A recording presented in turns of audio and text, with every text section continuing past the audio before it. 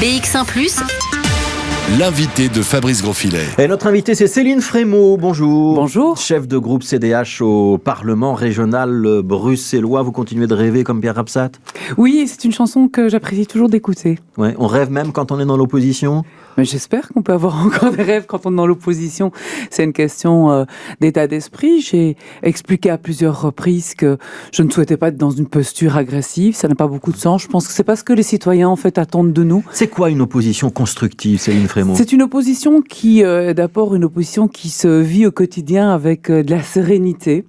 C'est une opposition aussi où on regarde l'intérêt collectif des Bruxellois. Je pense que les citoyens attendent de nous de la maturité aussi dans le travail qui est posé au quotidien. Ça veut dire que si on a demain une proposition qui est sur la table d'ordonnance, une résolution sur des sujets qui nous tiennent à cœur, c'était le cas notamment sur la question du dépistage précoce de l'autisme, on va proposer aux autres groupes de travailler avec nous au contenu de ces propositions. Et donc, je ne vais pas jouer à la course à l'échalote de qui a déposé combien de propositions. Et donc, ça veut dire qu'un bon texte de la majorité, même s'ils vous ont renvoyé dans l'opposition en changeant de partenaire, vous allez le voter. Évidemment. Ouais. S'il convient à ce qui a été défendu par le CDH pendant la législature précédente et celle encore d'avant, si c'est dans la continuité évidemment de ce qui a été porté, et j'ai eu l'occasion de dire que je me réjouissais d'ailleurs de savoir qu'il y avait toute une série de projets que j'avais pu initier, la zone de basse émission, le good food, l'allocation laïque, qui se voyaient encore aujourd'hui reprises dans la déclaration de politique générale. Je ne vais pas commencer nécessairement à être dans une posture d'opposition bête et méchante, ça n'a aucun sens. Ça veut dire qu'il y a d'un côté la majorité, avec notamment côté francophone, PS, Défi, Écolo, de l'autre côté une opposition pure et dure, mouvement réformateur et PTB, et que vous êtes une troisième voie entre les deux, j'ai bien compris? Oh, vous pouvez le décrire comme tel. J'ai, pour ma part, une grande chance, c'est d'avoir aussi un groupe politique qui est largement renouvelé, avec 3 nouveaux élus. Vous en avez accueilli certains déjà ici à cette place, Christophe de Beuquelaar, Gladys Casadi, Véronique Lefranc. Et donc, on a envie de travailler aussi de façon constructive, avec un état d'esprit qui est positif au quotidien.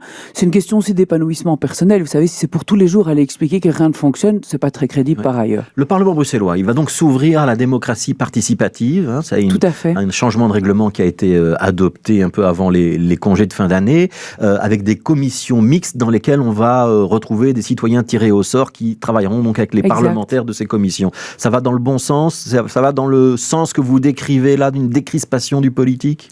Oui, parce que je pense, et j'ai eu l'occasion de l'exprimer, que l'ensemble des partis politiques durant la campagne électorale ont tous appelé à une participation citoyenne augmentée, constatant le fossé entre le monde politique et les citoyens sur toute une série de projets. On a là un texte. Alors, est-ce qu'il est parfait? Certainement pas.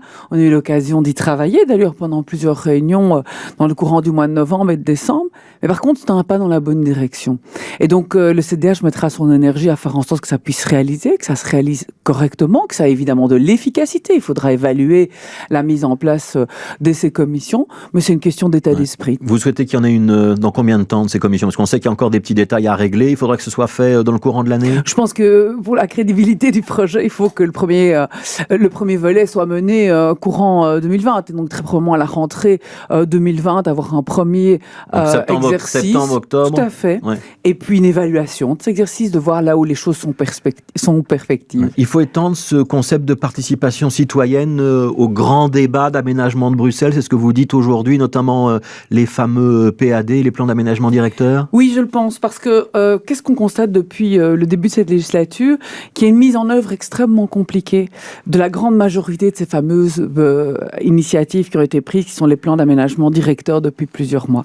Il y a des levées de boucliers, des citoyens, des associations notamment de quartiers, et des comités de quartier d'ailleurs qui se créent à ce sujet. Il y a des mobilisations d'acteurs bien connus en matière d'aménagement de territoire, de mobilité. Il y a la mise en place de collectifs. Il y a eu tout un débat sur que ce soit dans le cadre d'Hermann de Brou, donc le plan d'aménagement directeur du quartier Loire ou du quartier Hermann de Brou, oui, par exemple. Exactement. Et donc je pense qu'il est pertinent de mettre en œuvre une réelle participation du public. On ferait comment alors? On ferait comment?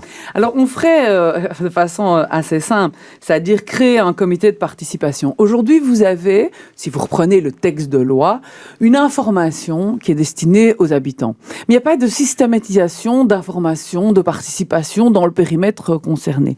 Et donc le CDH a déposé un texte pour créer un comité de participation qui est le relais des remarques, des intérêts des citoyens, des habitants par rapport à leur quartier, et qui se fait en amont du dépôt donc, en première lecture. L'enquête publique. Avant l'enquête publique. De manière à ce qu'on puisse corriger le projet avant de le mettre à l'enquête publique, c'est ça l'idée ? Oui, parce que je pense qu'en fait, on a tout intérêt, collectivement, à ce qu'un projet puisse faire consensus si on veut qu'il avance vite et bien. Si c'est pour avoir toute une série de pattes, ces fameux outils, qui se retrouvent bloqués, en réalité, par des recours qui sont menés par des comités de quartier. Mais vous savez, c'est pas ça qui va faire que demain, on aura plus de logements pour les jeunes qui veulent rester à Bruxelles, qu'on va avoir plus d'espaces verts. En fait, on va avoir des projets qui vont se retrouver bloqués. Et donc, je préfère qu'on prenne le temps en amont, plutôt que se retrouver bloqué en aval du processus. Oui. Et donc cette proposition-là, vous la déposez ces jours-ci ? Oui, c'était déposé au greffe du Parlement. Au Parlement bruxellois. Et j'appellerai l'ensemble des formations politiques qui le souhaitent à travailler avec nous sur ce projet. Est-ce qu'il faut se préparer à une régionalisation des politiques de l'emploi et de la santé, comme le propose le VOCA, qui est l'organisme des patrons flamands ? Je vous emmène au niveau fédéral, dans le cadre des discussions qui sont actuellement menées par les informateurs Georges-Louis Boucher et Joachim Kunz. On est prêt à ça au CDH ? On s'y prépare ? Alors écoutez, la question en fait centrale, c'est pas de savoir si on va instantanément régionaliser plus l'emploi et la santé, c'est est-ce qu'une 7e réforme de l'État va nécessairement tout régler ? Ça, je ne pense pas qu'une 7e réforme de l'État puisse tout régler demain. Mais il ne faut pas éluder les choses, il ne faut pas avoir peur d'une réforme de l'État. Et le CDH est dans le camp de celles et ceux qui pensent qu'il vaut mieux être acteur de changement. Et ça veut dire qu'une réforme institutionnelle aussi, elle peut être noble si elle vise à plus d'efficacité. On a vu des réformes institutionnelles qui ont toujours basculé en fait vers le sens d'une régionalisation accrue, et c'est ce que demande d'ailleurs le VOCA. Maintenant, je vois sur la table, depuis quelques années, aussi des débats sur faut-il, oui ou non, refédéraliser un certain nombre de compétences. On parle de la mobilité, du climat. Catherine Fong, qui est votre homologue, donc chef de groupe du CDH, mais à la Chambre, elle a dit le VOCA jette de l'huile sur le feu. Mais le VOCA sait très bien dans quel jeu il est en train de jouer pour le moment, dans la mesure où on se cherche un gouvernement fédéral. On sait que la question de la réforme institutionnelle, elle va être sur la table, peut-être pas demain, mais en tout cas pour 2024. Donc ce sont les patrons flamands qui font pression, c'est ça que je dois comprendre sur les négociateurs ? En tout cas, il y a une expression forte dans un sens de régionalisation accrue. Maxime Prévost a eu l'occasion de s'exprimer il y a très peu de temps avec d'autres présidents de partis en disant que c'est pas un tabou. Oui, une réforme institutionnelle, si elle vise plus d'efficacité, si elle peut être comprise, mais c'est pas pour autant qu'il faut systématiquement aller dans le même sens, c'est-à-dire vider l'État fédéral de toute substance. Ouais, régionaliser complètement la politique de l'emploi. On voit qu'on a régionalisé une partie et que ça marche plutôt bien à Bruxelles. Le chômage est plutôt descendu. C'est exact, et nous avons participé, Benoît Serex avant moi et puis moi-même en 2013. Quand les Flamands disent ce serait logique parce qu'on va avoir comme ça chacun des outils dans notre région et les problématiques de l'emploi ne sont pas les mêmes à Bruxelles, en Wallonie, en Flandre, et même chose pour la santé, vous pouvez les suivre ou c'est indiscutable? Non, moi je ne peux pas les suivre sur tout, il faut quand même être raisonnable. La question de l'emploi, elle est particulière, on a vu qu'effectivement les choses fonctionnaient. On a quand même une 6e réforme de l'État qui a été lourde quand elle a été enclenchée de façon très technique à partir de 2014. Vous savez, ça ne s'improvise pas, et moi j'ai toujours plaidé aussi pour qu'on fasse chacun un exercice de vérité de ce qui est possible en matière de réforme institutionnelle, et qu'il y ait aussi des experts qui se penchent sur la question en disant cette mesure-là, si elle est prise, elle est efficace, elle a du sens. Tout n'est pas non plus propice à dire on va tout basculer au niveau des régions, des communautés. Sinon, en fait, vous ne faites qu'une chose, c'est le jeu de la NVA, par ailleurs, qui veut dépecer l'État. Ouais. Lundi, il y aura remise du rapport de Joachim Kunz et Georges-Louis Boucher au roi, et on s'attend à ce que ce rapport indique quelles sont les parties qui peuvent entrer dans une négociation. Le CDH devrait en faire partie, et est-ce que le CDH en fera partie si la NVA en fait également partie ? Alors écoutez, nous avons répondu aux invitations qui ont été formulées, la note a pu être consultée par les différents présidents de parti. Je n'en sais strictement rien. C'est le président qui, hier soir, a eu les contacts. On a toujours été favorable à répondre à un échange. C'est pas pour autant encore qu'on va participer demain au gouvernement. Et puis, par ailleurs, la question de la NVA me semble compliquée pour le CDH. Toujours très, très compliqué. Merci beaucoup, Céline Frémaux. On marque une pause parce qu'il est 12h30. BX1+, L'invité de Fabrice Grosfilet. Mais tout de suite, on retrouve donc Céline Frémaux, chef de groupe CDH au Parlement régional bruxellois. Je voudrais juste avoir un petit mot sur la grève des aides ménagères aujourd'hui. Vous les comprenez? Vous pouvez partager leur inquiétude? Oui, je partage les inquiétudes. D'ailleurs, ça a été correctement exprimé par cette personne qui témoignait chez vous. Il y a une réforme qui est annoncée par le ministre Claire Failly des titres-services à Bruxelles. Et je pense que l'heure est au dialogue pour voir de leur côté ce qui suscite des peurs et puis l'impossibilité de se projeter dans les années à venir dans cette configuration professionnelle. Et puis, je pense que le ministre va pouvoir venir expliquer quel est le délai, quel est le timing de sa réforme et quel va en être l'impact. Oui, la réforme, elle va avoir comme but quand même de faire des économies pour la région bruxelloise parce qu'on sait que les titres-services ont bien marché, donc ils ont coûté cher. C'est-à-dire qu'on va soit augmenter la participation du particulier, soit revoir la fiscalité sur ces titres-services. Ça pourrait avoir un impact sur le secteur? Ce que demandent les aménageurs, c'est un meilleur salaire. Oui, surtout, ça peut avoir effectivement un impact sur le secteur et c'est pour ça que je pense qu'il est indispensable dès le début des inquiétudes de ne pas les laisser fleurir durant des semaines et des semaines en attendant qu'un texte soit déposé. Donc il faut que Bernard Claire-Failly s'exprime. Je pense qu'il faut que Bernard Claire-Failly s'exprime sur le sujet rapidement, rencontre aussi le secteur pour les entendre et pour voir de quelle manière est-ce qu'il peut tenir compte en fait de leurs inquiétudes. Le CDH, il va changer de nom? Écoutez, ça, je peux strictement rien préjuger.